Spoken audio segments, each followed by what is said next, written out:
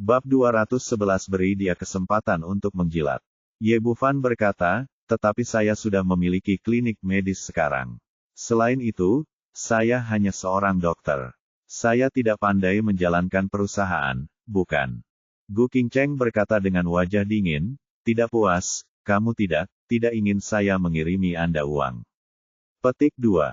Tidak, saya sebenarnya tidak bermaksud seperti itu. Saya benar-benar tidak tahu cara mengelola perusahaan.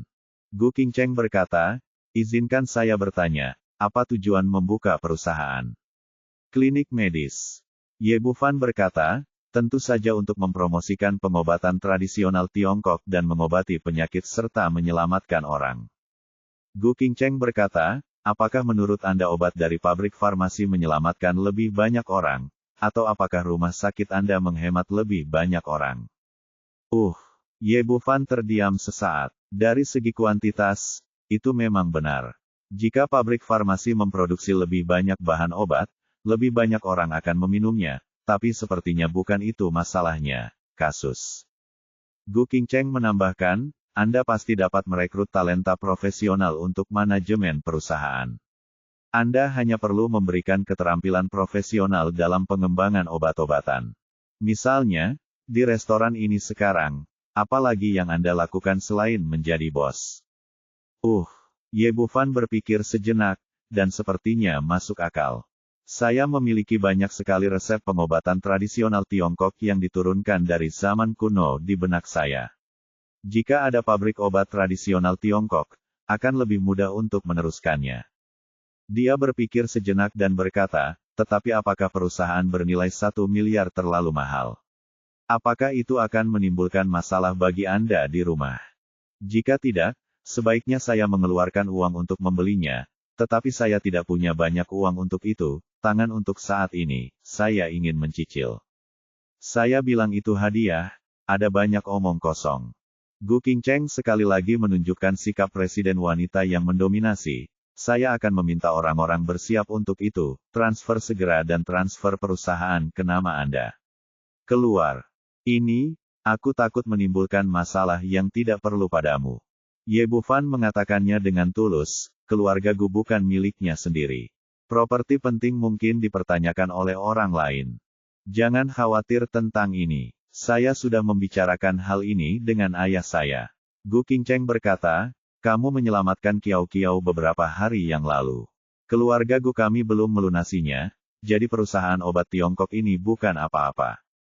Jika kamu sangat ingin menjadi orang-orang itu menggunakan Kiao Kiao untuk menghasilkan banyak uang, dan kerugian keluarga Gu pasti akan jauh lebih besar dari ini.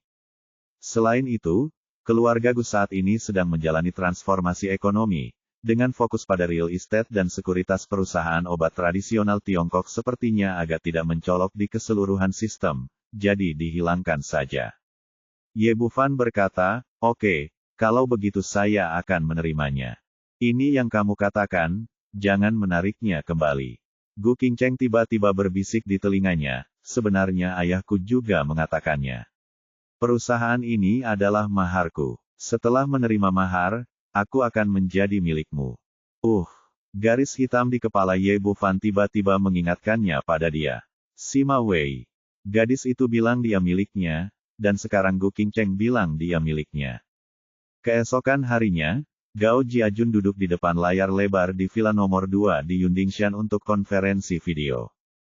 Komunikasi sekarang menjadi nyaman. Meskipun dia berada di kota Jiangnan, dia masih dapat mengontrol industri keluarga Gao dengan baik. Inilah sebabnya dia dapat tinggal di sini dengan tenang. Di tengah pertemuan, ketika dia sedang menyampaikan pidato yang berapi-api, dia tiba-tiba mengerutkan kening dan akhirnya bersandar di kursi bersandaran tinggi dengan wajah pucat. Jiajun, ada apa denganmu? Kiao Lina, yang berdiri di sampingnya, bergegas mendekat dan bertanya dengan prihatin. Gao Jiajun gemetar dan berkata, hatiku sakit. Hatiku sakit. Obat, segera dapatkan obatnya. Karena dia sakit baru-baru ini, dokter keluarga menemaninya dan segera meminum obat darurat untuk penyakit jantung dan memberikannya kepadanya. Namun yang mengejutkan adalah tidak banyak reaksi setelah meminum obat ini, dan Gao Jiajun masih merasakan sakit yang menusuk di hatinya. Qiao Lina buru-buru berteriak, cepat dan undang Dokter Lin kemari. Tidak ada banyak waktu, dan Lin Pingtao bergegas membawa kotak obat. Dia pertama-tama merasakan denyut nadi Gao Jiajun, lalu mengeluarkan jarum perak dan memasukkannya ke dalam beberapa titik akupuntur besar di hatinya. Setelah beberapa saat, rasa sakit di hatinya Gao Jiajun akhirnya sedikit mereda. Meski belum sepenuhnya hilang, ia akhirnya mampu menahannya. Qiao Lina bertanya dengan penuh semangat, Dokter Lin, apa yang terjadi? Lin Pingtao berkata dengan rasa malu, saya tidak tahu detailnya. Saya baru saja memeriksa denyut nadi Tuan Gao dan tidak ada masalah dengan jantungnya. Apa penyebabnya? Itu, saya belum dapat menemukan penyebab rasa sakitnya. Qiao Lina bertanya, apakah ada yang salah dengan pengobatan hari ini? Lin Pingtao berkata, itu tidak mungkin. Resep yang saya resepkan sangat aman dan sama sekali tidak efek samping. Lalu apa yang terjadi? Kenapa suamiku tiba-tiba sakit hati? Teriak Jolina, tiba-tiba teringat kata-kata Ye Bufan kemarin, ingat, besok suamimu sakit hati. Apa yang terjadi? Apakah pembohong kecil itu benar-benar mampu? Ye Bufan mengatakan selama diagnosis 3 hari yang lalu bahwa dia merasakan sakit di jantungnya selama 3 hari, menyebar ke seluruh tubuhnya setelah 7 hari, muntah darah setelah 10 hari, dan meninggal karena pendarahan dari 7 lubangnya setelah setengah bulan benar. Pada saat yang sama, Gao Jiajun juga memikirkan hal ini dan berkata, dokter kecil itu mengatakan sebelumnya bahwa saya menderita sakit hati selama 3 hari, dan tampaknya itu menjadi kenyataan. Temukan dia dan lihat saya lagi. Sedikit dia berkata dengan enggan, suamiku, menurutku pembohong kecil itu sama sekali tidak bisa diandalkan. Mungkin itu hanya kebetulan. Gao Jiajun berkata, untuk berjaga-jaga, tidak ada salahnya melihatnya. Akan melakukannya sekarang. Atur seseorang untuk menemukannya.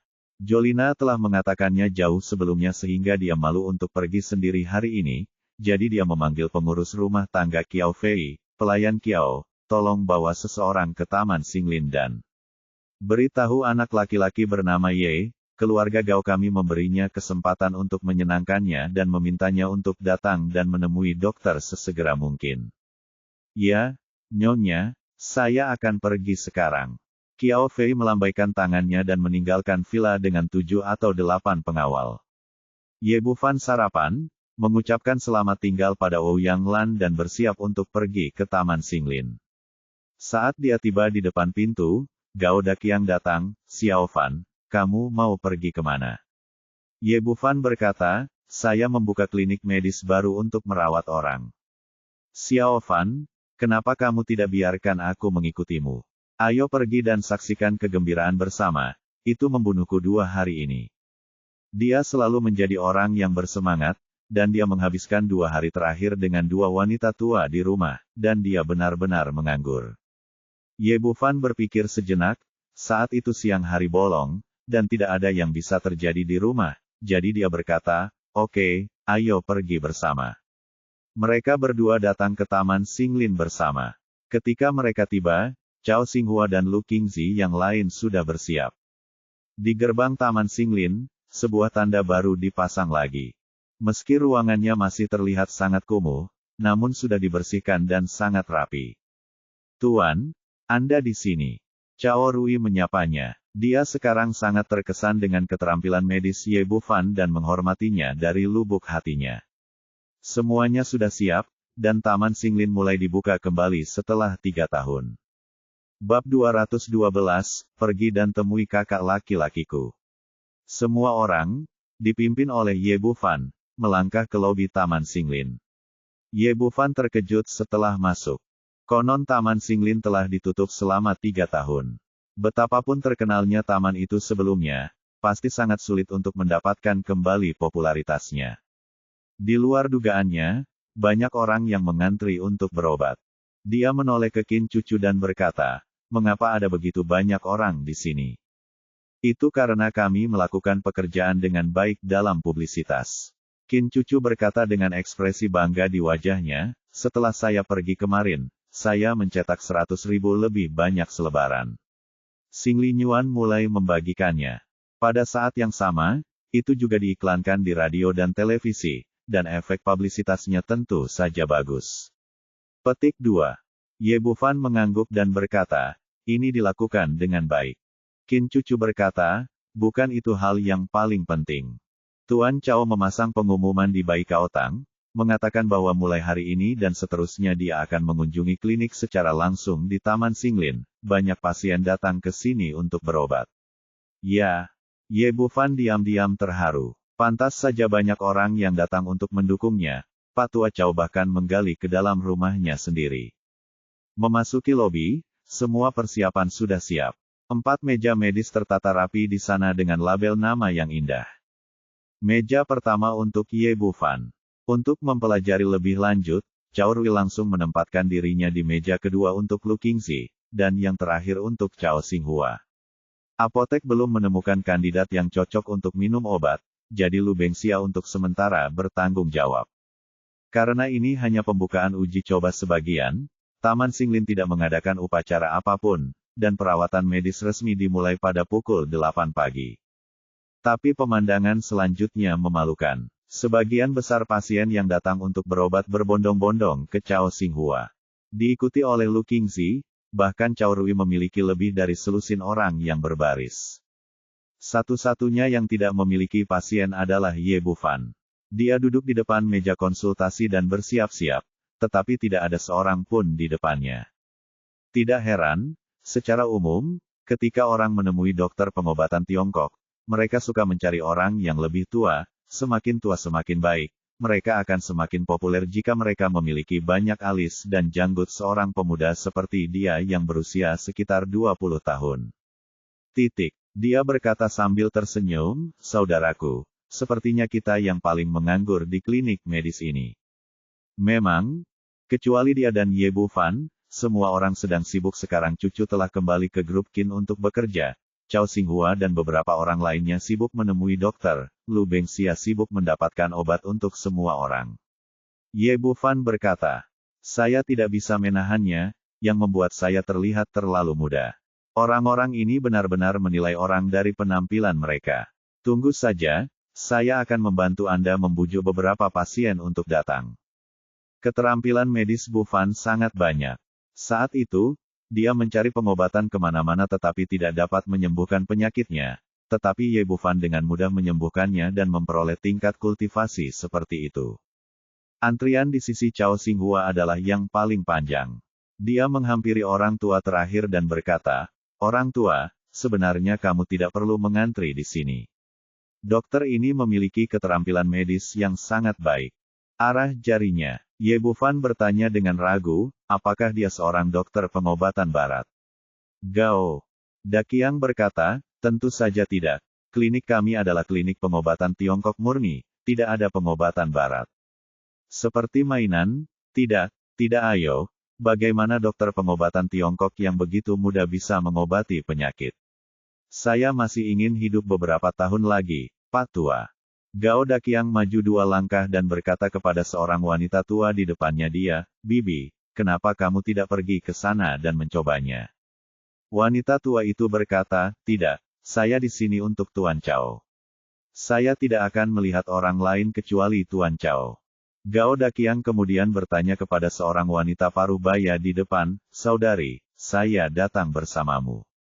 Kamu bilang, keterampilan medis Dr. Ye sangat bagus.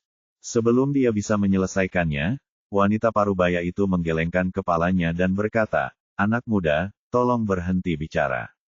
Jika kamu memilih menantu laki-laki, Lau, aku masih bisa mempertimbangkannya, pergi saja ke dokter. Setelah membentur tembok satu demi satu, Gao Daqiang hanya bisa kembali ke Ye Bufan tanpa daya, Xiao Fan, sepertinya kamu akan menjalani operasi plastik lain kali kamu mengunjungi dokter. Ye Bufan memiliki senyum masam di wajahnya, apakah dia benar-benar ingin mewarnai rambutnya?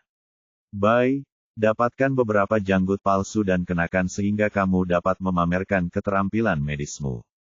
Pada saat ini, ada seorang pria parubaya duduk di depan Cao Xinghua, yang berkata dengan wajah penuh kesakitan, Dr. Chao, saya mengalami sakit kepala yang parah akhir-akhir ini. Saya pergi ke rumah sakit untuk melakukan CT scan, tapi tidak ada yang ditemukan. Tolong bantu saya menemukan solusinya dengan cepat. Itu.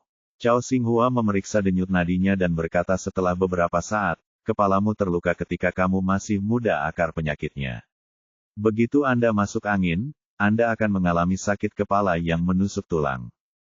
Pria itu berkata dengan penuh semangat, ya, ya. Tuan Cao, keterampilan medis Anda sungguh luar biasa. Tolong bantu saya secepatnya. Cao Xinghua berkata, saya dapat menyembuhkan penyakit Anda, tetapi kecepatannya agak lambat. Ini hanya akan bertahan 3 hari. Sakit, dan gejalanya hilang dalam waktu setengah bulan, tetapi tidak dapat diberantas, dan akan hilang, terulang kembali di masa depan. Pria parubaya itu dengan cepat berkata, Tuan Cao, Anda adalah ahli pengobatan tradisional Tiongkok, dan tidak masalah jika Anda dapat memikirkan cara untuk memberantas akar permasalahannya. Bantu saja aku hentikan rasa sakitnya, itu benar-benar menyakitkanku sampai mati. Ada cara, kamu bisa pergi ke kakak laki-lakiku dan melihat.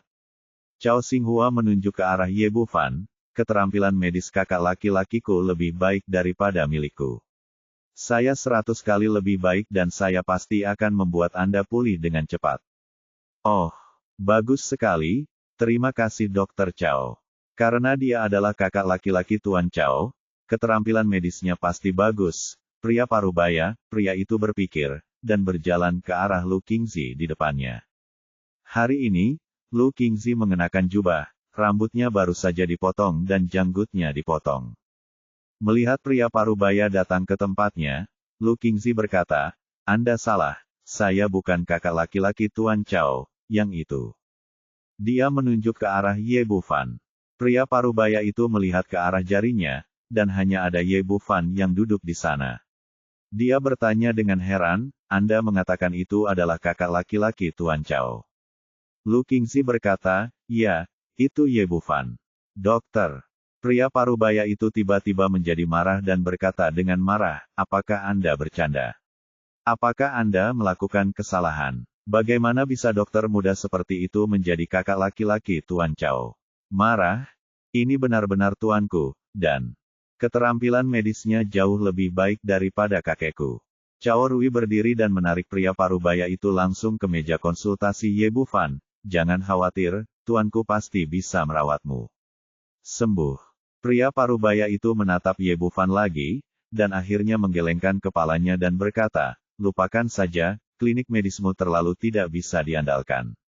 Jika Tuan Cao tidak merawatku, maka aku tidak akan merawatnya.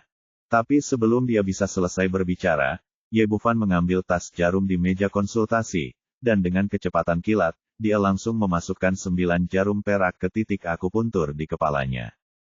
Aku bilang ada apa denganmu? Sudah kubilang aku sudah mati, tapi kamu masih memberiku akupuntur. Percaya atau tidak, aku akan menuntutmu. Pria parubaya itu sangat marah, tapi Ye Bufan duduk kembali lagi dengan senyum di wajahnya. Bab 213, tidak menghargai. Pria parubaya itu berteriak lagi, tolong segera cabut jarumnya, kalau tidak. Tiba-tiba ia berhenti di sini karena ia merasakan sakit di kepalanya yang tadi kesemutan sudah tidak terasa sakit lagi. Setelah hening beberapa saat, dia menggelengkan kepalanya lagi, dan benar saja, rasa sakitnya hilang. Tidak sakit lagi. Kepalaku benar-benar tidak sakit lagi. Pria parubaya itu memandang ke arah Ye Bufan dan berseru kaget, kakak memang kakak laki-laki. Dia menyembuhkan kepalaku begitu cepat. Telah menemui dokter beberapa kali sebelumnya, tetapi tidak berhasil. Baru saja, Cao Xinghua mengatakan bahwa akan memakan waktu 3 hari untuk menghentikan rasa sakitnya, tetapi dokter kecil di depannya hanya menyuntikkan beberapa suntikan dan kepalanya tidak lagi sakit sama sekali. Biarkan jarumnya selama 5 menit dan sakit kepalamu akan berhenti. Aku akan memberimu resep lagi. Setelah 7 hari digunakan terus-menerus, itu akan hilang sepenuhnya. Kata Ye Bufan dan meresepkan resep, dia meminum 9 pil. Semua jarum perak diambil kembali. Pria parubaya itu merasakannya lagi. Tidak hanya kepalanya tidak lagi sakit, tetapi juga lebih jelas dari sebelumnya, seolah-olah seluruh dunia menjadi lebih jelas. Dia mengambil resepnya dan membungkuk dalam-dalam, Dokter Ye, terima kasih banyak. Itu salah saya sekarang. Saya sekarang secara resmi meminta maaf kepada Anda. Keterampilan medis Anda sungguh luar biasa.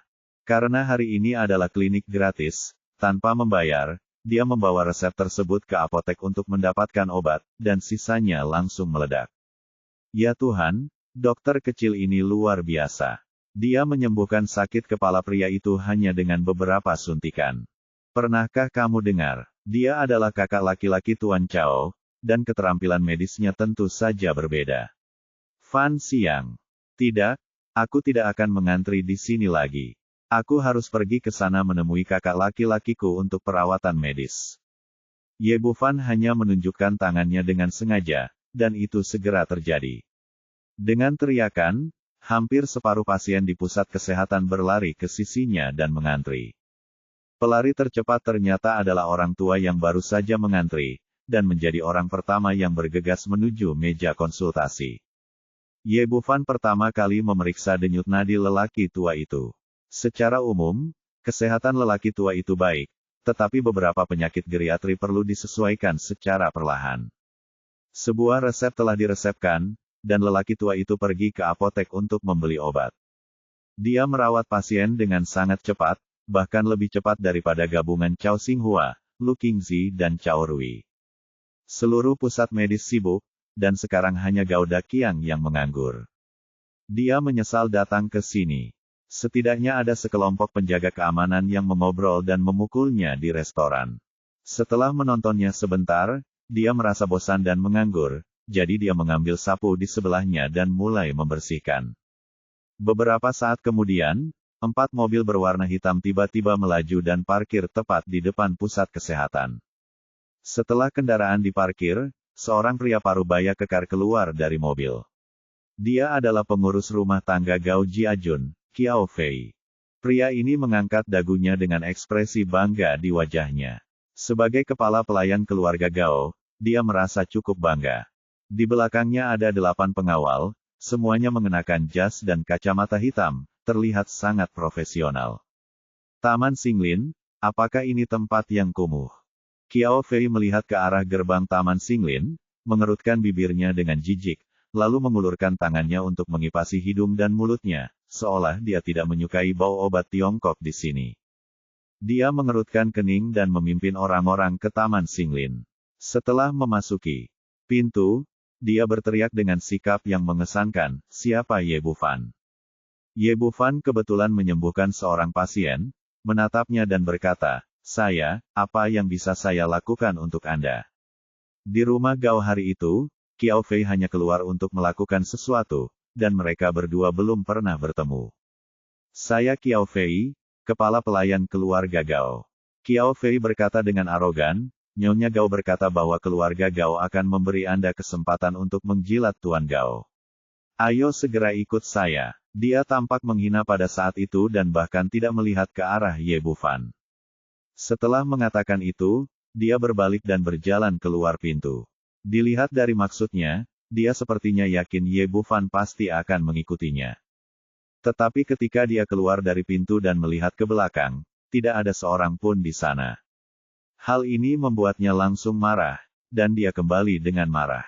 Melihat Ye Bufan masih merawat pasien lain, dia langsung berkata dengan marah, "Ya, apa yang kamu lakukan?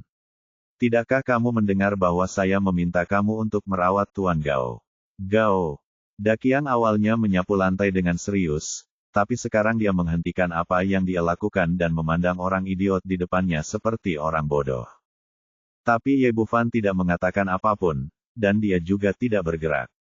Setelah memeriksa denyut nadi pasien, Ye Bufan berkata dengan tenang, "Apakah saya berjanji akan berkunjung?" "Ya, apakah Anda tahu apa yang Anda lakukan?" Qiao Fei berteriak, "Apakah Anda tidak tahu? Siapa Tuan Gao?" Dia adalah taipan perhiasan terkenal di Hong Kong, salah satu dari 10 orang terkaya. Merupakan suatu kehormatan bahwa Anda telah menghabiskan 3 masa hidup untuk merawatnya. Anda berani menolaknya. Karena Tuan Gao sedikit menghargai Anda tiba-tiba akan menjadi dokter ajaib di Jiangnan, atau bahkan dokter ajaib di Tiongkok. Pada saat yang sama, Anda akan mendapatkan lebih banyak uang daripada yang dapat Anda belanjakan dalam hidup Anda, dan Anda akan membuka rumah sakit yang 100 lebih baik dari milikmu. Jadi jangan lewatkan kesempatan sekali seumur hidup ini, dan jangan bersikap tidak sopan. Ye Bufan menulis resep untuk pasien di depannya, lalu berkata, maaf, saya hanya tidak tahu bagaimana melakukannya. Saya tidak ingin mendapat kehormatan. Anda harus kembali dan jangan ganggu saya menemui dokter. Untuk menemui dokter, dia akan menamparkan pria yang terlalu percaya diri ini. Orang-orang di keluarga Gao sangat merasa nyaman dengan dirinya sendiri. Bahkan seorang budak pun terlihat seperti ini. Dia selalu berpikir bahwa selama dia melambaikan tangannya, banyak orang akan segera berlutut dan menjilatnya. Kilatan keheranan melintas di wajah Qiao Fei, dan kemudian dia berkata dengan marah, Ye Bufan, tahukah kamu konsekuensi dari tidak menyadari pentingnya promosi?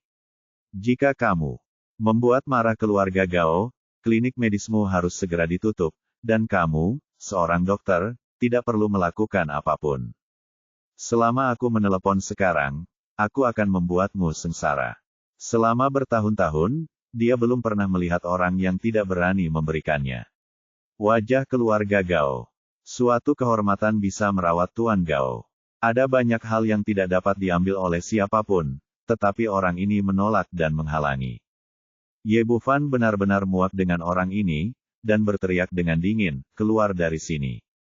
Kamu, Qiao Fei hendak marah, tetapi setelah memikirkannya, dia menahannya, mengerutkan bibir dan berkata, Nak, berhentilah berpura-pura padaku di sini, berbicara terlalu banyak omong kosong hanya untuk mendapatkan lebih banyak uang.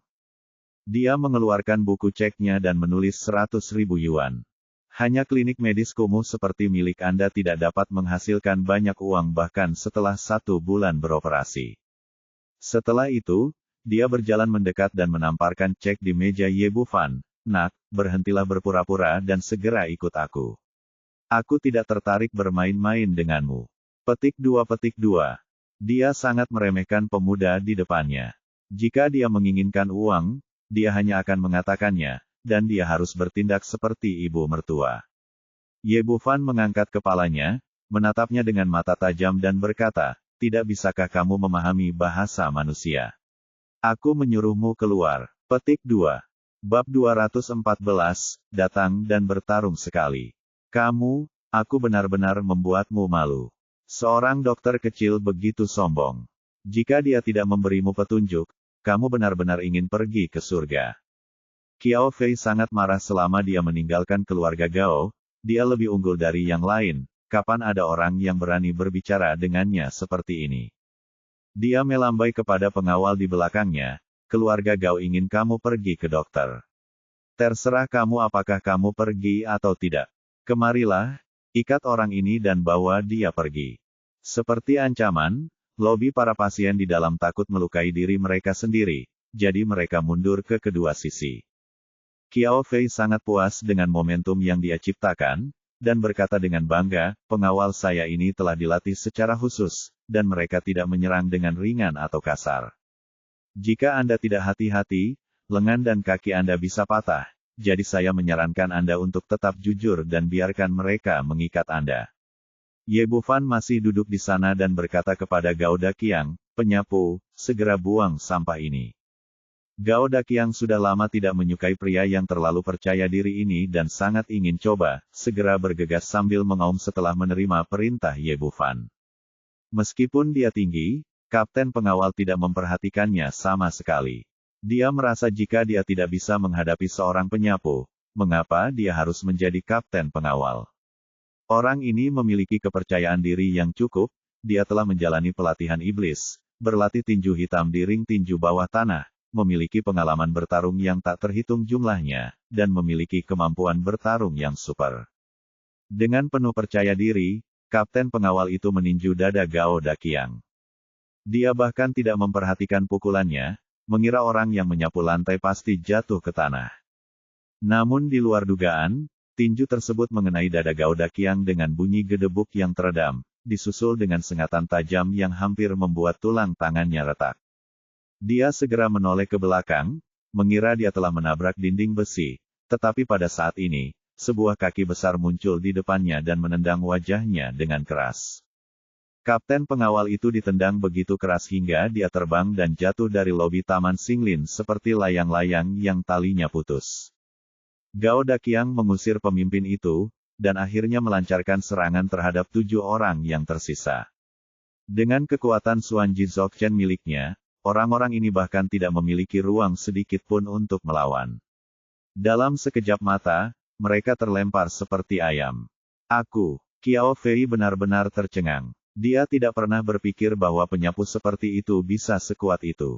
Dia bisa dengan mudah membunuh 8 pengawal keluarga Gao yang terlatih khusus. Orang-orang di sekitarnya kembali sadar dan bertepuk tangan dengan antusias, seolah-olah mereka sedang menonton film, bersorak dan bersorak untuk Gao Daqiang. Gao Daqiang telah lama menahan diri, dan sekarang dia akhirnya mendapat kesempatan untuk pamer. Jangan datang, aku bisa memberitahumu, aku adalah kepala pelayan keluarga Gao. Saat dia berbicara, dia berbalik dan lari, tapi pada akhirnya dia mengambil langkah lebih lambat dan ditendang di dalam, dihajar oleh Gao Daqiang. Seluruh tubuhnya seperti bola meriam. Dia biasanya terbang dan hancur berkeping-keping di luar toko obat. Qiao Fei sangat menderita sekarang. Dia tidak lagi memiliki kesombongan dan gaya sebelumnya.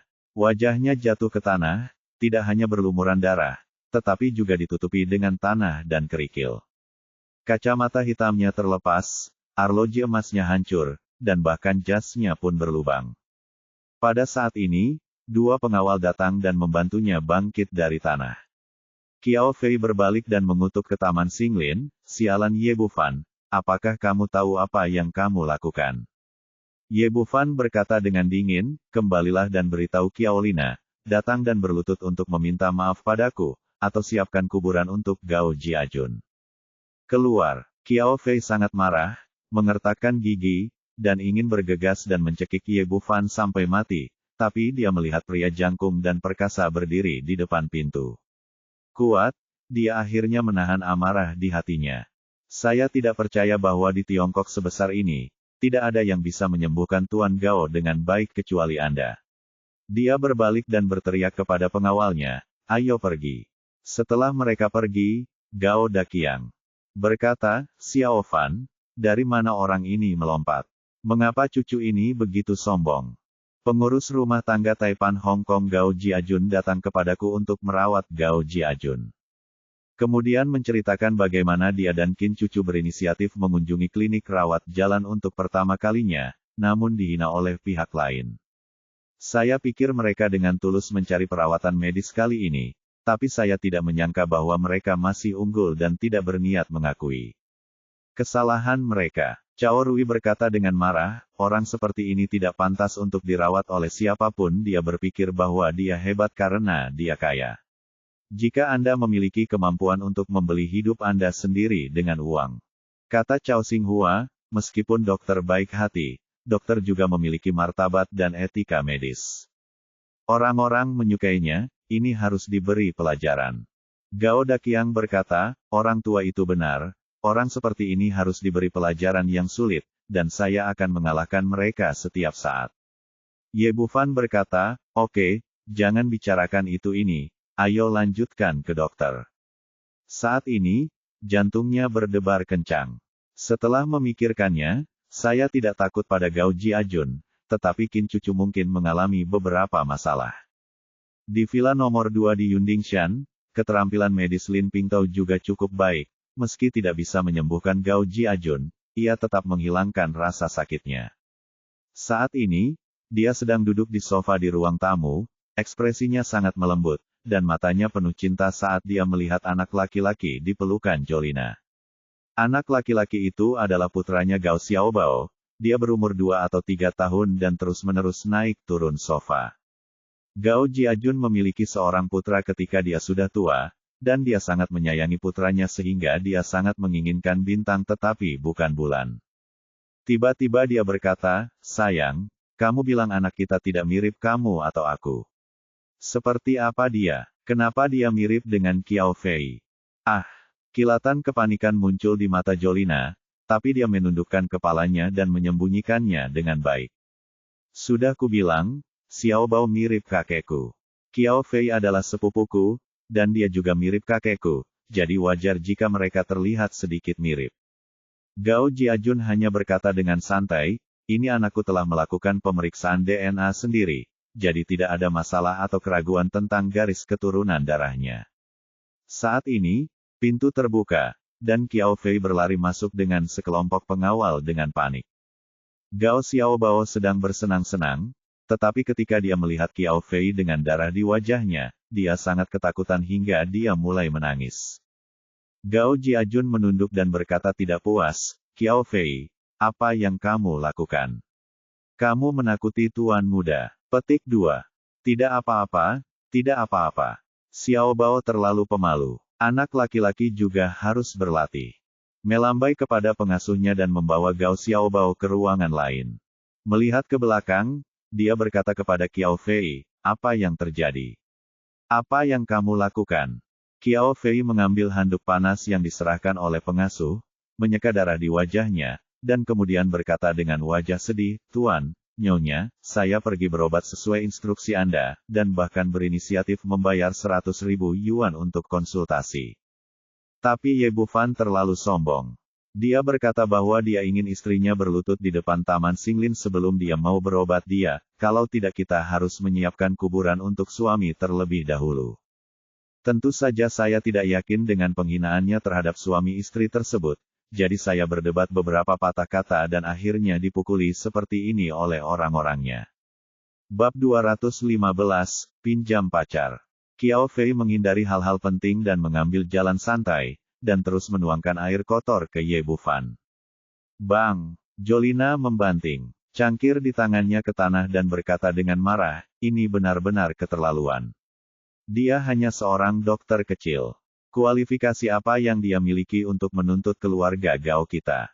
Gao Jiajun, suamiku, Ye Bufan benar-benar menganggap dirinya terlalu serius dan sama sekali tidak menganggap serius keluarga Gao kita. Orang seperti ini harus diberi pelajaran.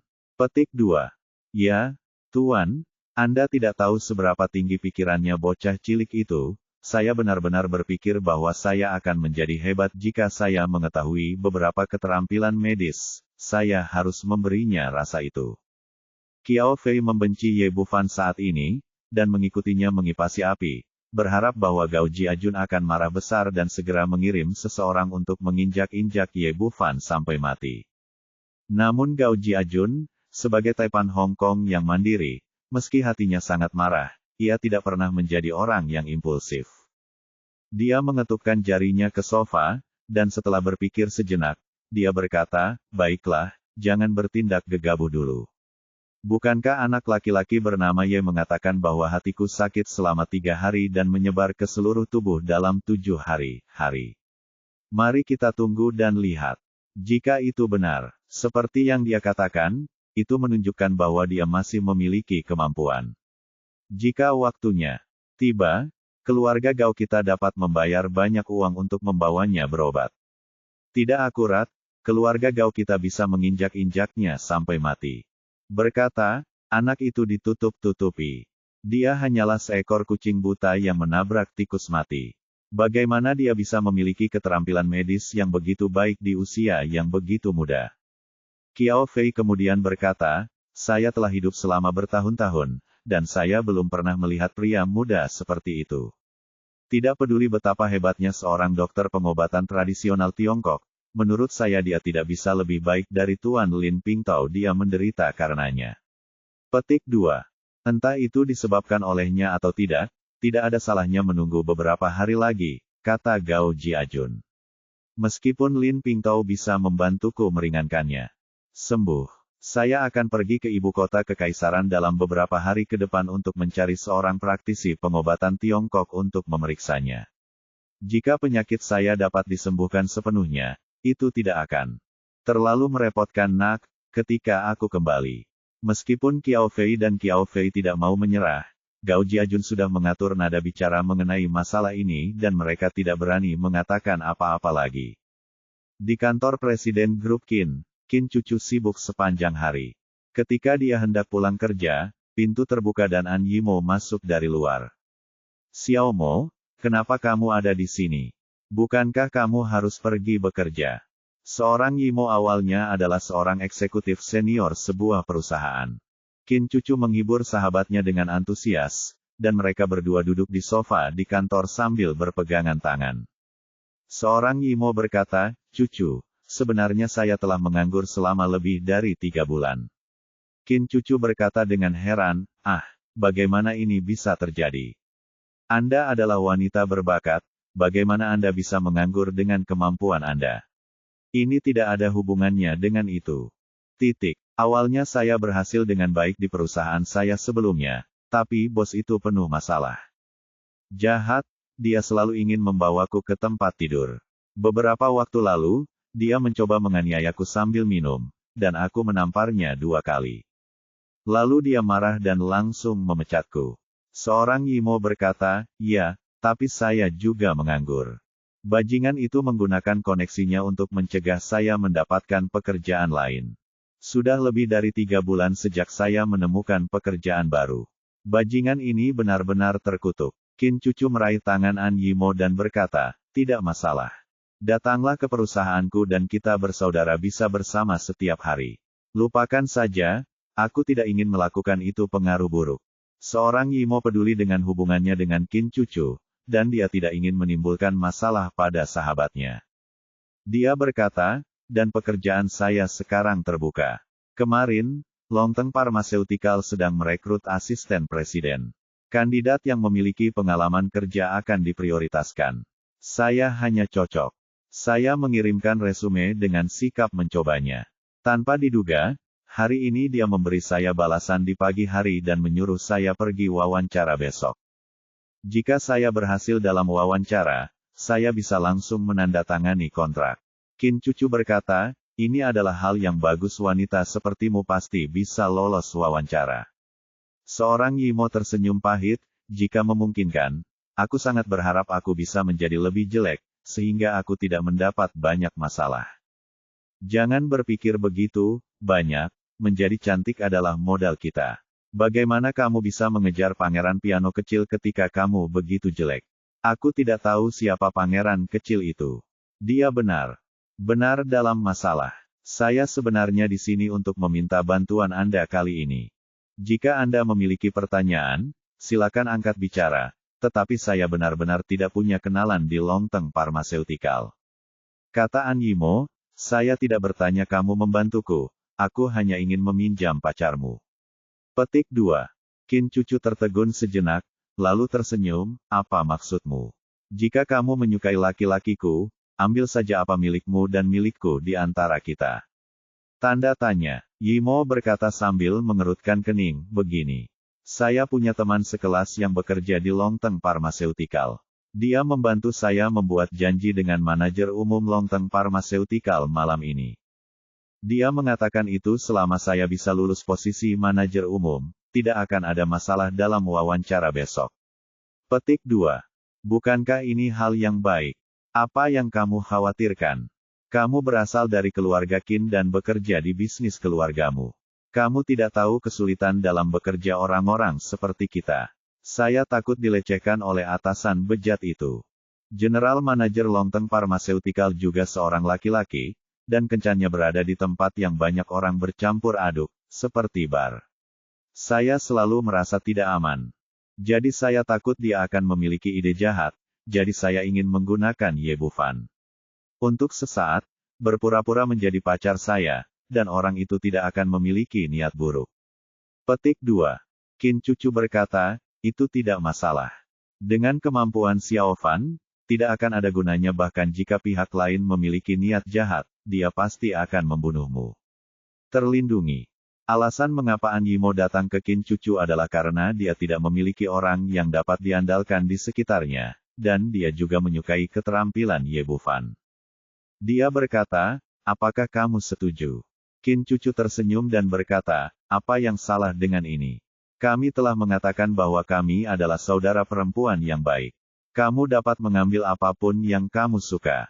Kami akan segera pulang kerja. Ayo pergi ke Taman Xinglin untuk temukan sekarang. Keduanya meninggalkan grup Qin bersama-sama dan pergi ke Taman Xinglin. Ye Bufan sibuk sepanjang hari dan akhirnya selesai memeriksa pasien hari ini. Saat dia melakukan peregangan, dia melihat Qin Cucu dan An Yimo berjalan bersama. Dia tersenyum dan mengangguk pada An Yimo, lalu berkata, "Cucu, mengapa kamu ada di sini? Apakah kamu pikir aku bekerja terlalu keras, dan kamu ingin mentraktirku makan untuk menghiburku? Itu ide yang bagus. Cepat ganti pakaianmu. Aku sudah di sini. Aku meminjamkanmu." "Ah," Ye Bufan bertanya dengan heran, "kepada siapa kamu meminjamkanku?" Qin Cucu berkata dengan tersenyumlah, "Aku meminjamkannya kepada gadis cantik ini, Xiaomo, dan kamu akan menjadi pacarnya malam ini." Petik 2.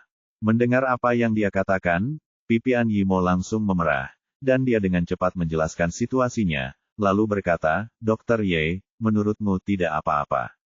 Tidak ada yang salah dengan itu, aku setuju dengannya." Qin Cucu berkata, "Mulai sekarang, kamu akan menjadi pacar Xiaomo, dan semua tindakanmu akan berada di bawah komandonya." Bab 216, Rahasia Tersembunyi. Seorang Yimo menatap Ye Bufan lagi dengan mata bertanya-tanya, dan Ye Bufan tersenyum dan berkata, "Cucu saya setuju, beraninya saya mengatakan apapun." "Bagus sekali, Dokter Ye, terima kasih." Dia tidak ingin melepaskan kesempatan kerja langka ini, tapi dia juga merasa tidak aman pergi ke tempat seperti bar. Sekarang Ye Bufan ada di sisinya, semuanya terpecahkan. Dia telah menyaksikan arena seni bela diri dengan matanya sendiri dan memiliki keyakinan 100% pada keterampilan pria ini. Ye Bufan berkata, "Bukan apa-apa. Kamu adalah teman Cucu, jadi pantas bagiku untuk membantumu sedikit." Seorang Yimo tersenyum dan mengangguk, lalu berkata kepada Qin Cucu, "Cucu, kenapa kamu tidak datang bersama kita juga? Ayo pergi bersama. Kamu meminjamnya dari pacarmu, bukan aku. Ada apa dengan kita bertiga bersama? Ada yang harus kulakukan di rumah, jadi aku akan kembali dulu." Qin Cucu berkata sambil tersenyum, "Aku akan meminjamkannya padamu, ingatlah untuk tidak menggunakannya." Dia melambai kepada kedua orang itu, meninggalkan Taman Xinglin, masuk ke dalam mobil dan kembali ke rumah Qin. Ye Bufan dan dua orang lainnya meninggalkan rumah sakit. Setelah memeriksa bahwa waktunya masih terlalu dini, mereka pertama-tama menemukan restoran untuk makan malam. Mereka berdua sedang makan dan mengobrol di meja. Dia bertanya, "Nona An, apakah Anda akan bekerja di Longteng Pharmaceutical?" An Yimo berkata, "Iya, saya sudah mengirimkan resume saya dan pihak lain telah memberi saya jawab. Saya akan bekerja besok. Saya akan pergi untuk wawancara di pagi hari dan bertemu dengan manajer umum mereka hari ini." Petik 2. Berapa banyak perusahaan farmasi Longteng yang ada di kota Jiangnan? Apakah ada perusahaan dengan nama yang sama? Dia tiba-tiba teringat kemarin Gu Qingcheng mengatakan bahwa dia akan pindah ke Longteng Pharmaceuticals. Apakah ini perusahaan atas nama saya sendiri? Seorang Yimo berkata, "Tentu saja hanya ada satu. Jangan menyebut nama yang sama. Satu-satunya perusahaan obat tradisional Tiongkok berskala besar di kota Jiangnan yang dapat mencapai skala ini adalah Longteng Pharmaceutical." Petik 2. Tidak menyebutkan apa yang akan dia lakukan. Dia berbicara tentang menjadi presiden karena dia tidak ingin mengganggu lamarannya. Keduanya kemudian mengobrol. Melalui percakapan tersebut, ia merasa bahwa An Yimo adalah wanita yang sangat istimewa. Jika dia benar-benar bisa mendapatkan pekerjaan di Longteng Pharmaceutical, dia akan bisa menjadi penjaga toko lepas tangan di masa depan.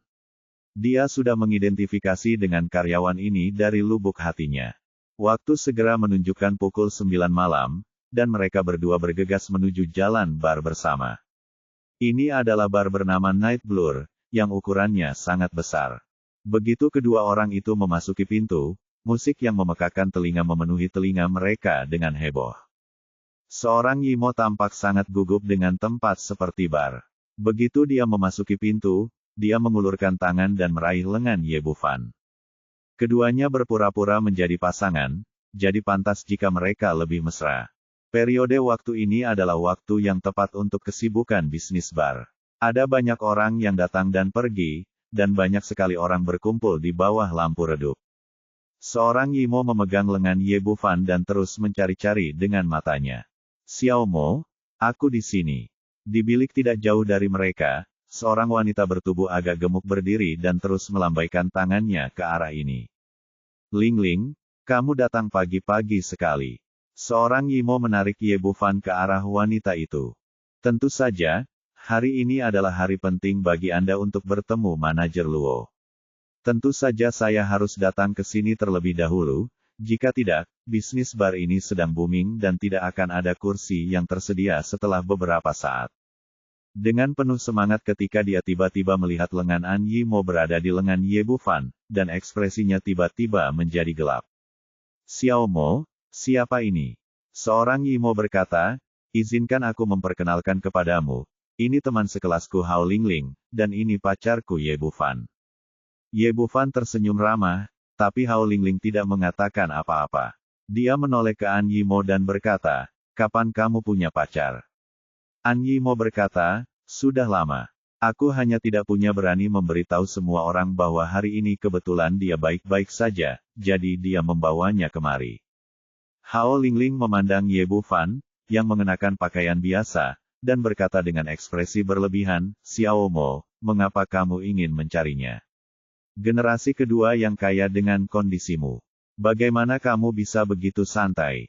Aku punya pacar, tapi kamu masih cantik di sekolah kita saat itu. Petik 2.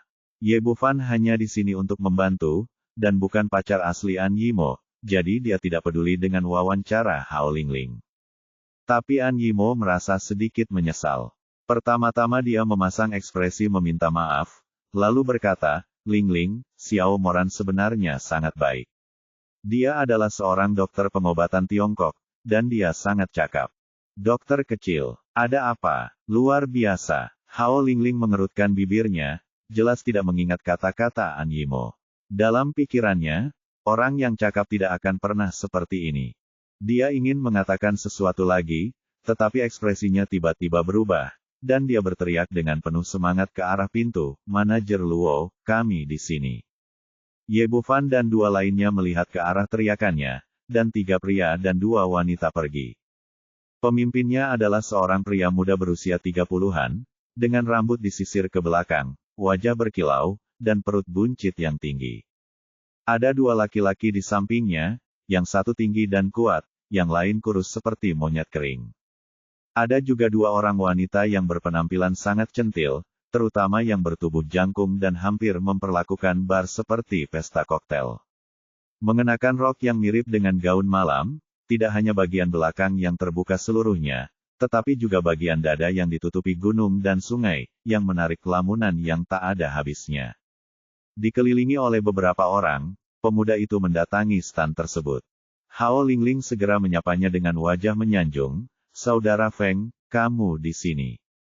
Luo Feng mengangguk, menoleh untuk melihat An Yimo di sebelahnya, dan matanya tiba-tiba berbinar. Jarang sekali kita melihat wanita dengan satu setelan jas.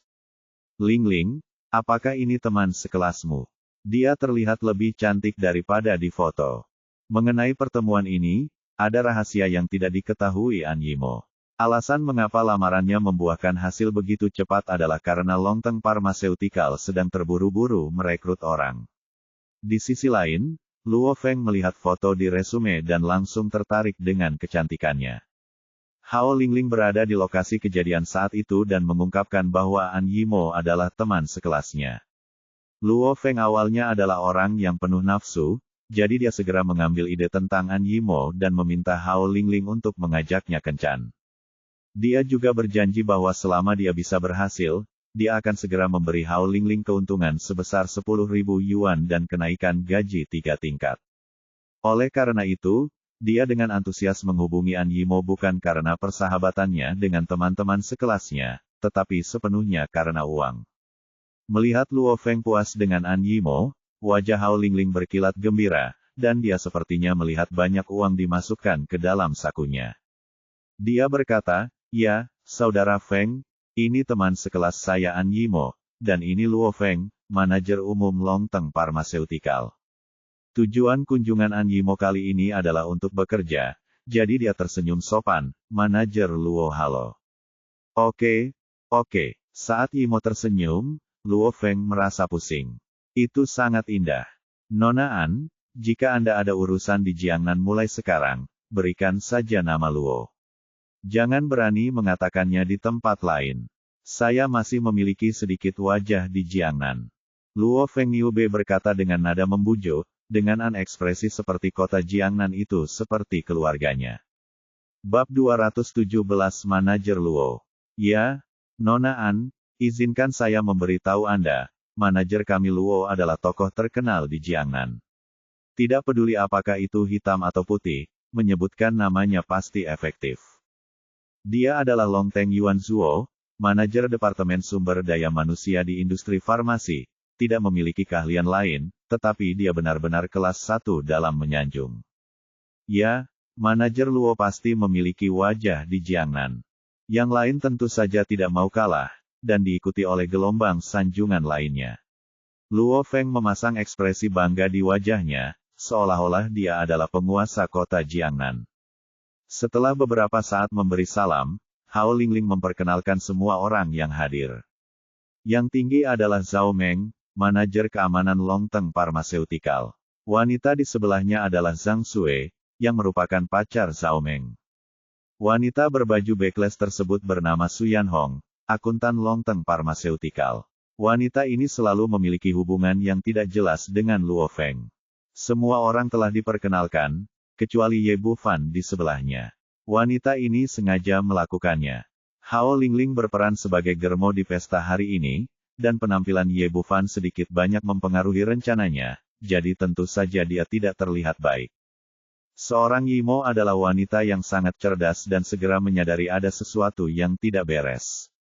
Dia mengambil inisiatif dan berkata, Manajer Luo, maukah Anda memperkenalkan kepada teman-teman saya, ini pacar saya Ye Bufan. Dia adalah seorang dokter pengobatan Tiongkok. Dokter pengobatan Tiongkok yang masih muda, sungguh. Anda masih muda dan menjanjikan. Luo Feng mengerutkan bibirnya dan menatap Ye Bufan dengan tatapan jijik. Tentu saja dia tidak akan menganggap serius dokter muda. Beberapa orang lainnya juga menilai Ye Bufan, masing-masing dengan niat jahatnya sendiri. Ketika mereka mendengar bahwa dia adalah pacar Dewi di depan mereka, Zhao Meng dan Yuan Zuo sangat marah. Mereka mengira wanita sebaik itu telah diberikan kepada babi, jadi mengapa wanita sebaik itu bukan milikku? Zhang Sui dan Su Yanhong juga membenci Ye Bufan dan tidak terbiasa dengan ekspresi acuh tak acuhnya. Secara umum, setiap kali pria melihat wanita cantik seperti mereka, dia akan segera berlari untuk menyenangkan mereka, tetapi pria di depan mereka bahkan tidak melihatnya, yang membuat mereka sangat marah. Ye Bufan tidak berbicara, hanya tersenyum dan mengangguk kepada semua orang. Zhao Meng segera berkata tidak puas, wah, mengapa Anda, seorang dokter kecil, memiliki sikap yang begitu besar? Ketika Anda melihat saudara Feng, apakah Anda tidak tahu cara membungkuk dan menyapa? Yuan Zuo melanjutkan dan berkata, hanya saja kamu tidak memahami aturan apapun. Kamu tahu saudara Feng itu siapa kamu? Selama aku membantumu dengan santai, kamu akan sangat sukses di Jiangnan. Sebagai kaki tangan Luo Feng, mereka berdua secara alami memahami apa yang mereka lakukan. Tuan sedang berpikir, dan mereka mulai menekan Ye Bufan. Akan lebih baik untuk menghilangkan kerusakan pemandangan ini. Untuk wanita cantik seperti itu, setelah bosnya cukup bersenang-senang, dia mungkin bisa memanfaatkannya. Ye Bufan masih berkata dengan tenang, tidak perlu, saya menjalani kehidupan yang baik sekarang. Su Yanhong mengerutkan bibirnya dan berkata, yang paling saya pandang rendah adalah pria seperti Anda yang tidak tahu bagaimana membuat kemajuan. Bagaimana Anda bisa menjalani kehidupan yang baik? Apakah Anda punya villa atau mobil mewah? Atau apakah Anda punya tabungan 7 digit? Tanda tanya. Dia tidak pernah memperhatikannya. Uang sudah di depan mata. Zhang Sui berkata, kenapa itu tidak masalah? Pria dewasa menginginkan uang tetapi tidak memiliki status. Dia menginginkan status tetapi tidak memiliki status, dan dia masih merasa baik. Saya benar-benar tidak tahu apa yang dipikirkan orang seperti Anda. Berkata, pernahkah kamu mendengar itu? Kaum muda harus tahu bagaimana menjadi rendah hati dan menjalani kehidupan yang baik. Hanya saudara Feng yang memenuhi syarat untuk mengatakan ini. Petik 2. Ye Bufan tersenyum sedikit dan tidak mengatakan apa-apa antara dua orang. Jika terlalu besar, provokasi pihak lain hanyalah lelucon.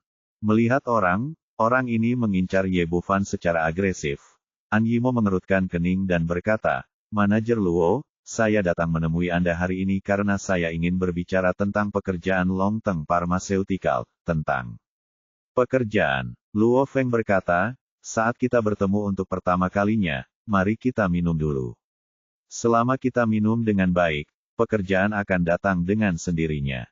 Yuan Zuo kemudian berkata, "Benar, saudara Feng adalah manajer umum dari Longteng Pharmaceutical. Berpikir untuk bekerja di sini bukanlah masalah kata-kata." Hao Lingling mencondongkan tubuh ke telinga An Yimo dan berbisik, "Presiden Longteng Pharmaceutical adalah Gu Qingcheng. Putri tertua dari keluarga Gu tidak pernah datang ke kota Jiangnan. Ayo, jadi semuanya di sini diputuskan oleh manajer Luo. Anda harus memiliki hubungan yang baik dengannya. Selama manajer Luo puas, Anda akan memiliki segalanya di Longteng Pharmaceutical." Petik 2.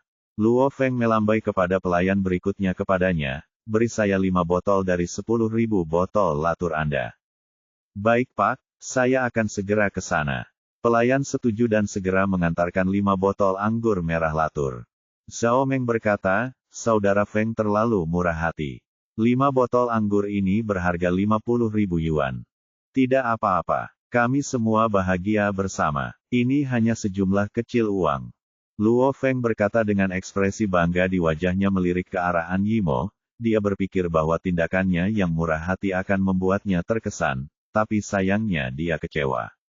Ekspresi An Yimo acuh tak acuh, tanpa perubahan apapun, dan dia bahkan tidak melihatnya. Su Yanhong memelototi Ye Bufan dan berkata dengan sinis, "Apakah kamu melihatnya? Kapan kamu dapat mencapai tingkat konsumsi saudara Feng sebelum kamu dapat mengatakan bahwa kamu menjalani kehidupan yang baik?"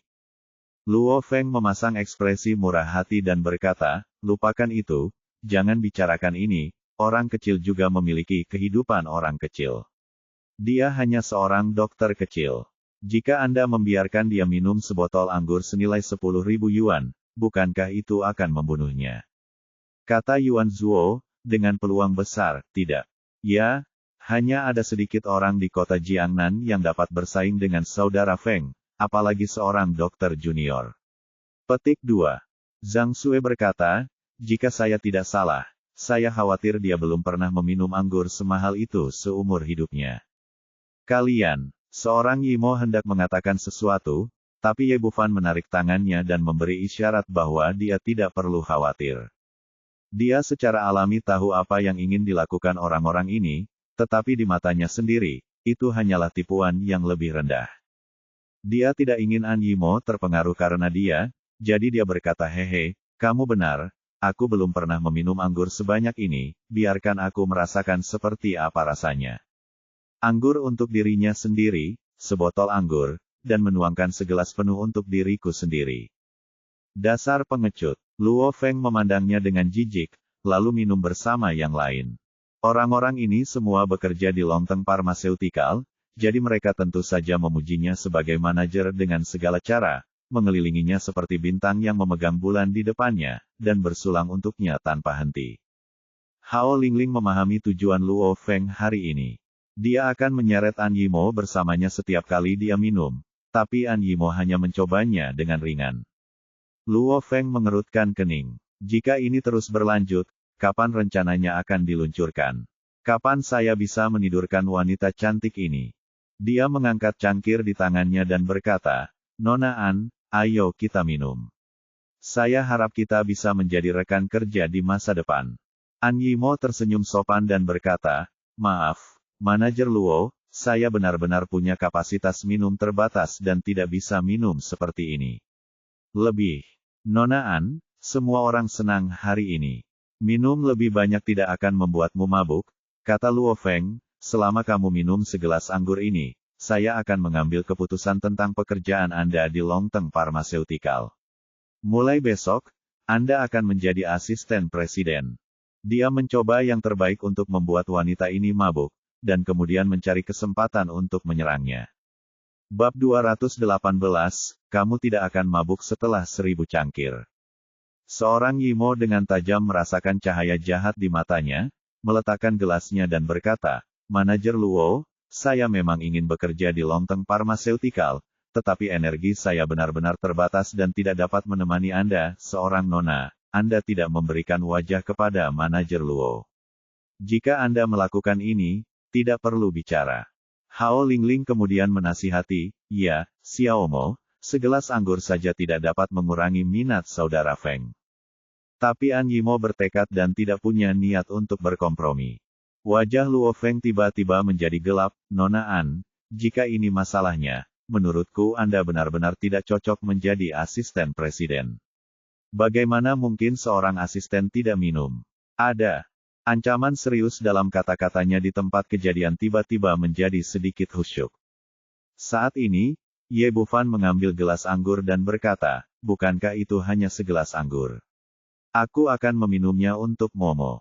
Setelah mengatakan itu, dia langsung mengambil segelas anggur An Yimo dan meminumnya turun, lalu berbicara dengan keras, rasanya biasa saja.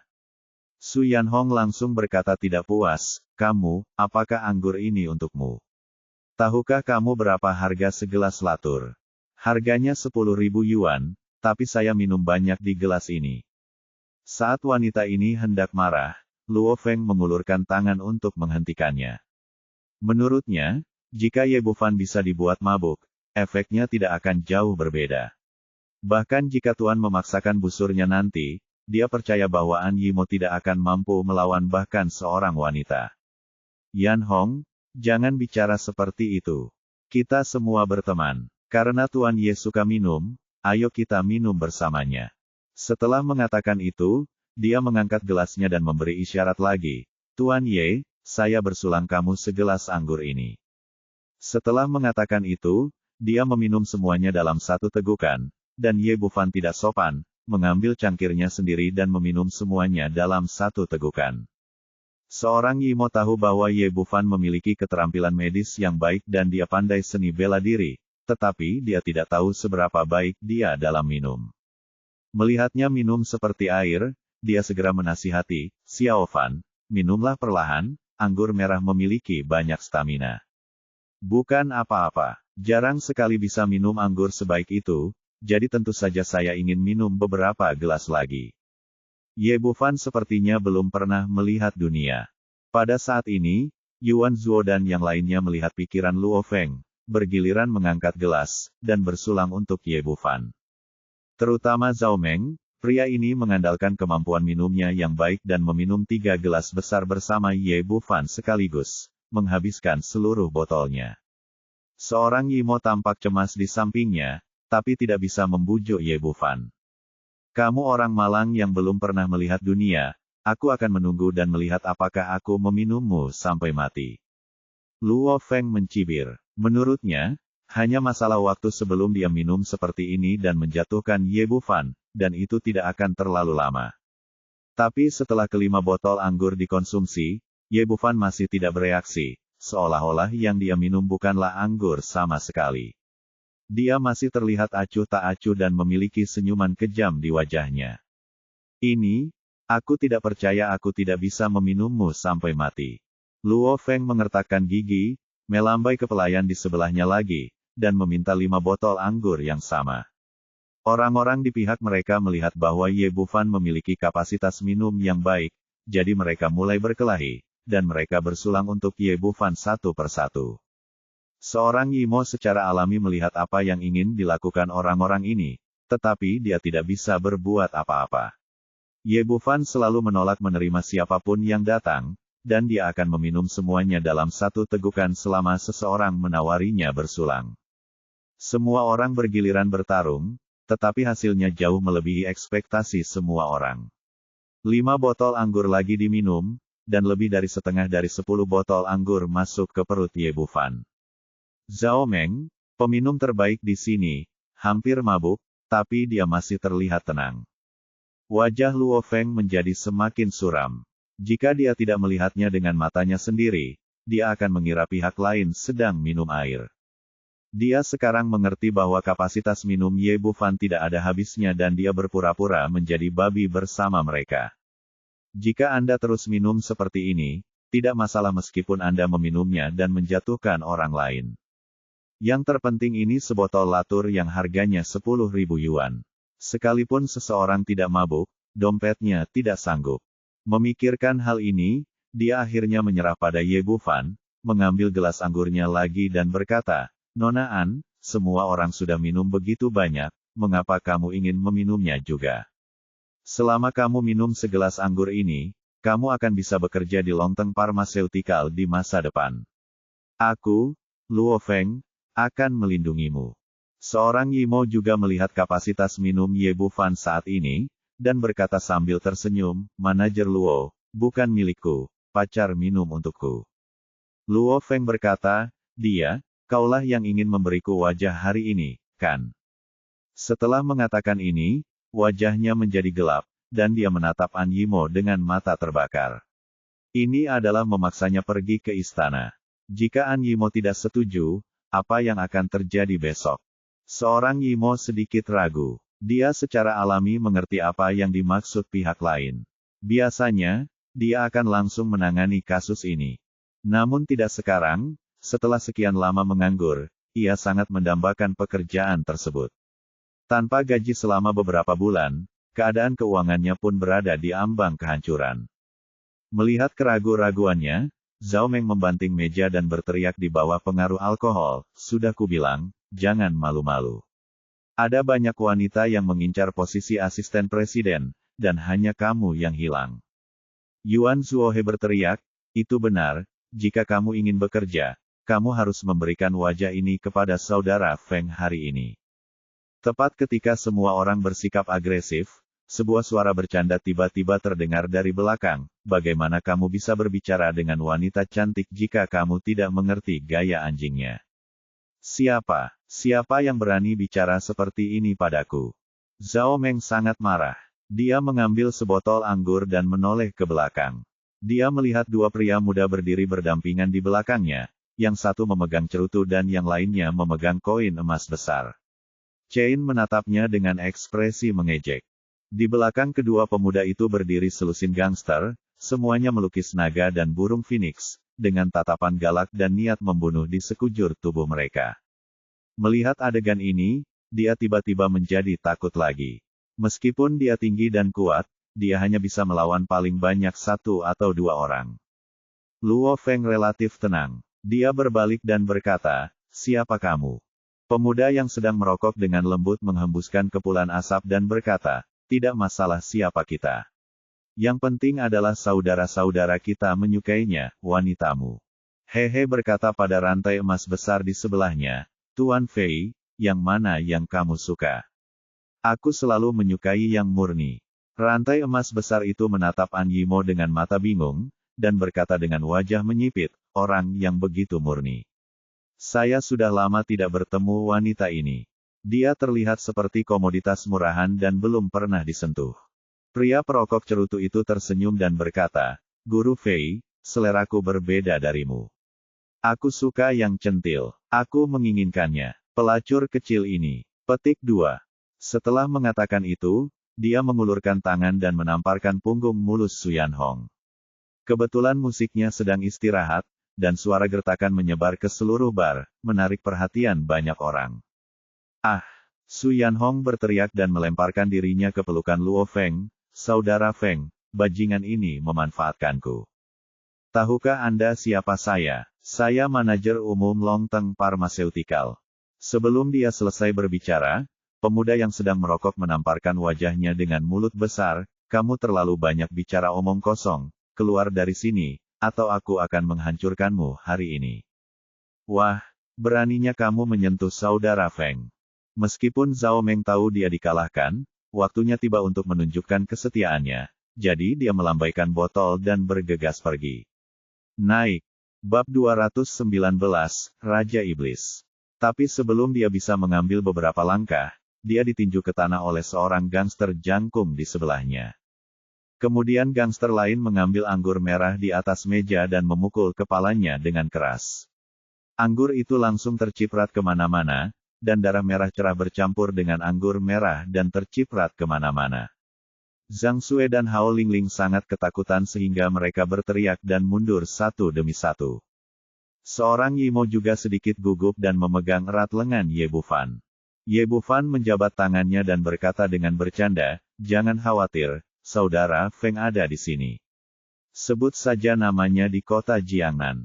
Luo Feng menjilat bibirnya yang kering dan tidak peduli lagi saat ini kata-kata Bufan. Dia menahan diri dan berkata kepada dua orang di depannya, "Saudara-saudara, tolong beri saya sedikit gambaran atas apa yang terjadi hari ini." "Saya, Pah." Sebelum dia bisa menyelesaikan kata-katanya, pria itu sambil memegang cerutu pemuda itu menamparkan wajahnya dengan dua mulut besar satu demi satu. "Kamu terlalu banyak bicara omong kosong. Apa kamu tidak mendengar aku menyuruhmu keluar? Jika kamu tidak keluar, aku akan menghancurkanmu." Luo Feng menutupi pipinya yang bengkak dan melangkah mundur. Dia mengambil dua langkah dan berkata dengan marah, "Jangan terlalu sering menindas orang lain." "TMED, bagaimana kalau aku menindasmu saja?" Pria itu menamparkan mulutnya dua kali lagi, lalu menendangnya ke tanah. "Saya dan Tuan Fei menyukai wanita Anda. Ini kehormatan Anda. Anda berani berada di sini. Percaya atau tidak, saya akan memukul Anda sampai mati. Tapi sekarang kamu dipukuli seperti cucu." Luo Feng berteriak, "Siapa kamu? Jika kamu memiliki kemampuan, beritahu aku namamu." "Oke, karena kamu ingin tahu, maka aku akan memberitahumu." Pria bernama Fei Sao memberinya tatapan bercanda dan berjongkok. Tubuh itu berkata, "Namaku He Peng Fei, dan nama kakakku Ma Kun. Apakah kamu puas sekarang?" "Apa? He Peng Fei, nama Ma Kun." Ekspresinya tiba-tiba berubah. Meski dia bukan pelacur, dia pasti pernah mendengar nama kedua orang ini. He Peng Fei berasal dari He Jiang, cucu dari kepala keluarga, He Changqing. Dia biasanya disayangi. Ma Kun adalah putra Ma Jiuye, pemimpin Dongcheng. Dia sangat arogan dan mendominasi sejak dia masih kecil. Nak, kedua orang ini sering berkumpul bersama dan dikenal sebagai Jiangnan. Konon tidak ada wanita yang tidak berani mereka rampok, dan tidak ada tempat yang tidak berani mereka hancurkan orang-orang hari ini. "Fei Sao, Kun, Tuan Kun, maafkan aku benar-benar tidak tahu kalau kalian berdua." Wajah Luo Feng menjadi pucat karena ketakutan.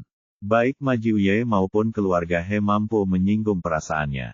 Meskipun Longteng Pharmaceutical adalah milik keluarga Gu, jika Gu Qingcheng mengetahui bahwa dia menggunakan kekuatannya untuk merekrut karyawan wanita, konsekuensinya akan 100 kali lebih serius daripada sekarang. Ekspresi beberapa orang lainnya juga berubah drastis. Mereka hanya bisa menyalahkan diri sendiri atas kesialan mereka setelah memprovokasi kedua Raja Iblis ini. He Peng Fei berkata, "Baiklah, aku akan mengatakannya untuk terakhir kalinya. Keluar dari sini dan tinggalkan kedua wanita itu." "Ya, aku akan keluar, aku akan keluar." Luo Feng tidak ragu sama sekali dan buru-buru menyingkir.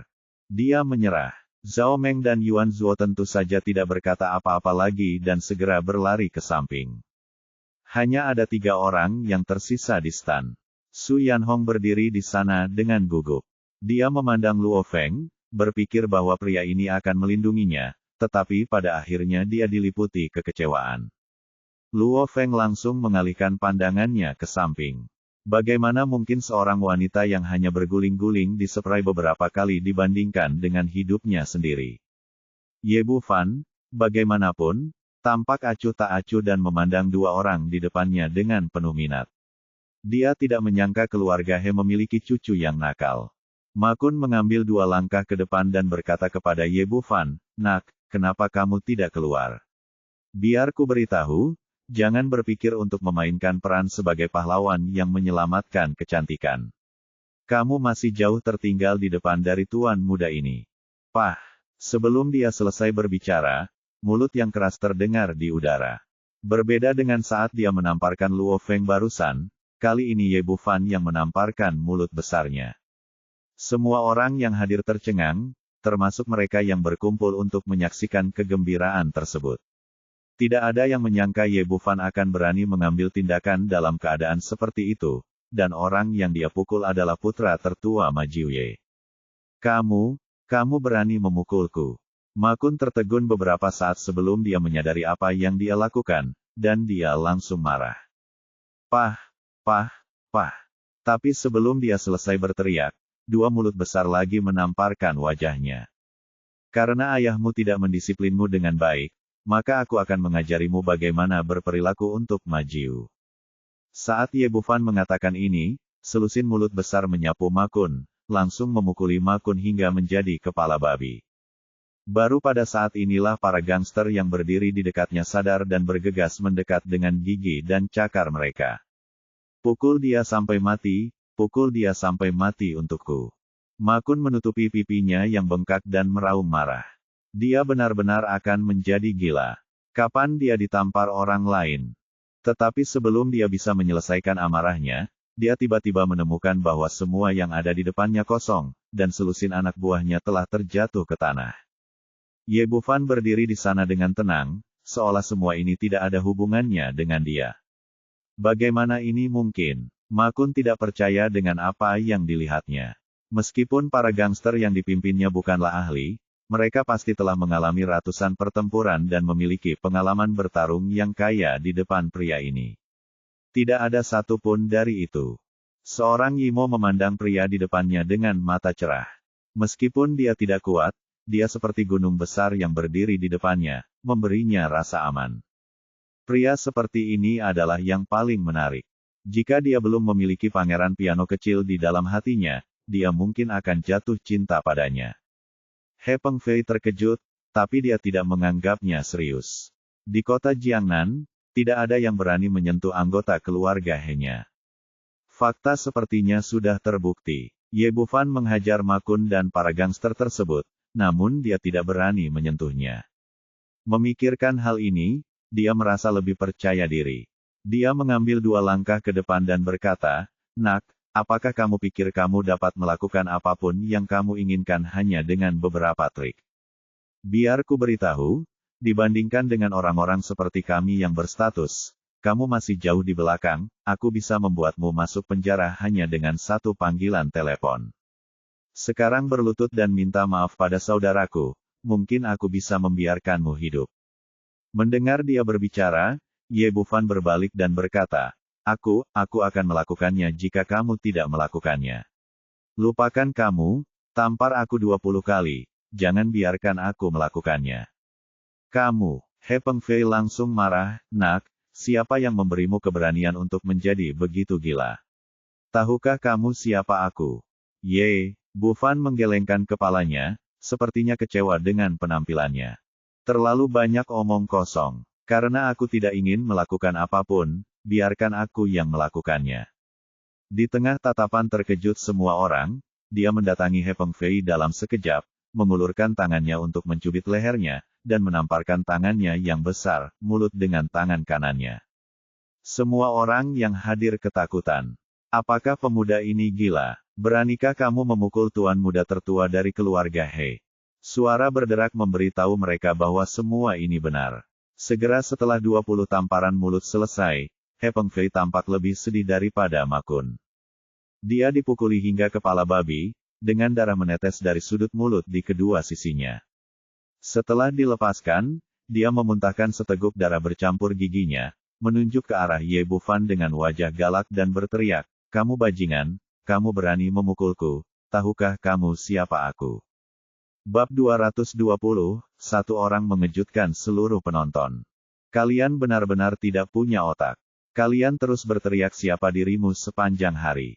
Ye Bufan mencibir, "Kalau begitu, izinkan aku bertanya, apakah kamu tahu siapa aku?" Ma Kun berteriak, "Tidak peduli padamu. Siapa itu? Ayahku adalah Tuan Ma Jiu, pemimpin distrik Dongcheng. Jika kamu berani menyerangku di wilayah ayahku, kamu mati hari ini. Kamu mati." Ye Bufan tersenyum menghina, "Bahkan jika ayahmu ada di sini, dia juga ingin berlutut dan berbicara denganku." He Pengfei berkata, "Bagaimana dengan keluarga He kita? Apakah kamu berani mengabaikan keluarga He kita?" Dia mengatakan ini dengan percaya diri. Di Jiangnan, keluarganya pasti memiliki kepercayaan diri untuk mengatakan hal seperti itu. Setelah mendengar kedua orang tersebut melaporkan latar belakang mereka, orang-orang yang menyaksikan keseruan tersebut langsung mulai berbincang. Sudah berakhir. Pemuda ini selesai hari ini. Dia memprovokasi keluarga He dan Ma Jiuye. Aku khawatir dia tidak tahu bagaimana dia mati. Keluarga dan Ma Jiuye menjadi orang biasa. Kamu memprovokasi. Ye Bufan memandang kedua orang itu dan berkata dengan tenang, saya Ye Bufan, berlutut dan bicara. Siapa kamu? Beraninya kamu membiarkan aku berlutut dan berbicara. Kamu akan mati hari ini. Sudah beres. Ma Kun berkata dengan arogan, ekspresinya tiba-tiba berubah, dan dia berkata dengan ekspresi ngeri, kamu pikir kamu ini siapa? Berkata, nak, apakah kamu mengerti? Aku akan mengatakannya lagi, namaku Ye Bufan. Luo Feng tidak pernah meninggalkannya, bersembunyi di dekatnya untuk melihat bagaimana Ye Bufan meninggal pada akhirnya diinjak, pihak lain pasti akan mati lebih parah. Saat ini, dia berkata dengan nada meremehkan, saya hanya berpura-pura, seolah-olah saya terkenal. Yuan Zuo berkata dengan kooperatif, hanya saja tidak ada gunanya mendaftar di depan Tuan Ma. Itu hanya akan menimbulkan masalah untuk keluarga. Orang seperti ini tidak punya otak sama sekali. Saat dia mengatakan ini, matanya tiba-tiba melebar, mulutnya terbuka lebar, dan dia melihat ke depannya dengan tidak percaya. Tuan Ye, kamu, apakah kamu Tuan Ye? Setelah Ma Kun mendengar tiga kata ini, dia tidak bisa lagi mengendalikan kakinya dan jatuh berlutut dengan ekspresi ngeri di wajahnya. Dia benar-benar ketakutan setengah mati. Baru-baru ini, Ma Jiu secara khusus memberitahunya bahwa dia bisa macam-macam dengan siapapun di luar, tapi dia tidak bisa main-main dengan Ye Bufan. Begitu Anda menyinggung Tuan Ye, tunggu saja kematiannya. Orang ini tidak pernah menyangka bahwa pria yang berdiri di depannya adalah Ye Bufan. He Pengfei, yang berdiri di sampingnya dengan ekspresi acuh tak acuh, mendengar percakapan antara keduanya dan tidak bisa menahan keinginan untuk buang air kecil di kandung kemihnya, lalu berlutut sambil menjatuhkan diri. Tuan Ye, tolong selamatkan hidupmu. Meskipun dia telah berkeliaran di luar, dia juga tahu apa arti tiga kata Ye Bufan bagi keluarga He. Apalagi setelah He Changqing dan He Tianqi melihat hubungan antara Ye Bufan dan Sima Wei, mereka dengan tegas memerintahkan keluarganya untuk lebih menghormati saat bertemu Ye Bufan dibandingkan saat bertemu dengan kepala keluarga. Siapapun yang berani menyinggung Ye Bufan akan ditangani sesuai hukum keluarga, tapi dia melakukannya hari ini. Saat ini, hiruk-pikuk di seluruh bar menghilang, dan semua orang terdiam. Meski permukaannya tenang, namun ada gelombang yang bergejolak di hati setiap orang, dan ombaknya semakin tinggi. Setelah beberapa saat, bar menjadi gelisah. Siapa Ye Bufan? Kenapa aku belum pernah mendengarnya? Apakah kamu begitu hebat? Aku juga belum pernah mendengarnya, tapi dia pasti orang yang luar biasa. Kalau tidak, dia tidak akan menakuti kedua raja iblis ini, menjadi seperti ini. Luo Feng dan yang lainnya berdiri di sana benar-benar ketakutan di sana, mereka tidak dapat mempercayai apa yang mereka lihat. Putra dari Tuan Ma Jiu, putra tertua dari keluarga He yang sombong dan angkuh, yang tidak berani dia sakiti sama sekali, langsung berlutut setelah mendengar namanya dan bahkan memanggilnya, Tuan. Yang paling penting adalah pihak lain adalah anak laki-laki malang yang selama ini saya anggap remeh. Tadi, saya menertawakannya dengan segala cara, tapi sekarang dia tiba-tiba meledak dengan kekuatan yang begitu besar.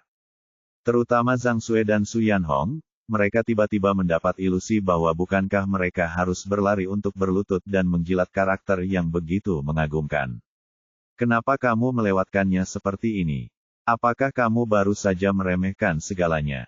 Jika Anda menjalin hubungan dengan pria seperti ini, meskipun Anda hanya seorang simpanan, atau simpanan, pasti akan 100 kali lebih baik dari sekarang. Ye Bufan mengabaikan yang lain dan melangkah ke depan He Pengfei dan mereka berdua, inikah cara keluargamu mendisiplinmu? Mereka berdua memohon serempak, Tuan Ye, kami salah. Tolong biarkan kami pergi kali ini kami tidak tahu itu kamu, dan kami tidak akan pernah berani melakukannya lagi. Aku akan melepaskanmu kali ini, tapi kamu harus disiplin, kalau tidak kamu tidak akan tahu bagaimana harus bersikap. Kata Ye Bufan dingin, mulai sekarang, berlututlah di sini selama 2 jam sebelum pergi. Setelah itu, dia menarik An Yimo menjauh dari sini bahkan tanpa melihat ke arah mereka berdua. Keluarga He memang banyak membantunya, dan Ma Jiu bekerja dengan baik. Demi kedua keluarga, dia tidak berdebat dengan kedua orang ini. Ya Tuhan, orang ini tidak sesederhana kelihatannya. Siapa orang ini? Dia benar-benar bisa membuat 2 Raja Iblis berlutut selama 2 jam. Kuharap aku punya seseorang sehebat dia. Set, kecilkan suaramu, akan merepotkan jika kedua orang itu mendengarmu berlutut, dia jelas bukan seseorang yang bisa kita sakiti. Di tengah banyak tatapan iri, Ye Bufan meninggalkan bar. Setelah mereka pergi, semua orang mengira He Pengfei dan Ma Kun akan berdiri. Kemudian dia segera memanggil seseorang di rumah untuk membalas dendam. Tanpa diduga, kedua orang ini tidak berniat untuk berdiri, dan mereka masih berlutut tegak, dan mereka terus berlutut selama 2 jam sebelum meronta. Tertinggal di bar, dan semua orang berbicara dengan keras tentang asal-muasal pemuda itu. Luo Feng dan yang lainnya takut pada He Pengfei dan yang lainnya nanti, jadi dia buru-buru pergi begitu Ye Bufan keluar. Yuan Zuo berkata, Saudara Feng, menurutmu apa yang terjadi dengan anak itu? Bagaimana bisa kedua Raja Iblis itu ketakutan seperti itu hanya dengan menyebut nama mereka? Su Yan Hong kemudian berkata, ya, dia terlihat sangat mengagumkan. Mungkinkah dia tuan muda tertua di suatu keluarga? Omong kosong tuan muda, kota Jiangnan sangat besar, bagaimana mungkin saya tidak tahu apakah dia orang yang hebat? Petik 2. Luo Feng berkata dengan marah, saya pikir dia, He Pengfei, dan Ma Kun semuanya berada dalam kelompok yang sama. Tujuannya adalah untuk menakut-nakuti kita agar wanita itu dapat dengan lancar masuk ke Longteng Pharmaceutical. Petik 2. Zhao Meng berkata, Saudara Feng, apa maksudmu? Petik 2. Dia tidak punya otak pada awalnya, tapi sekarang dia dipukuli begitu keras sehingga dia tidak bisa mengerti arti kata-kata Luo Feng. Luo Feng berkata, apakah kamu tidak mengerti ini? Ye Bufan dan He Pengfei sedang bersama. Mereka berdua hanya bekerja sama dengannya untuk berpura-pura. Kalau tidak, bagaimana mereka bisa begitu takut hanya dengan menyebut namanya? Zhang Sue berkata, tapi, orang macam apa ini, siapa yang bisa membiarkan 2 tuan muda memberinya pengasuhan anak? Dan dia melakukannya dengan sangat menyedihkan, mula-mula dipukuli, lalu berlutut memohon belas kasihan. Petik 2.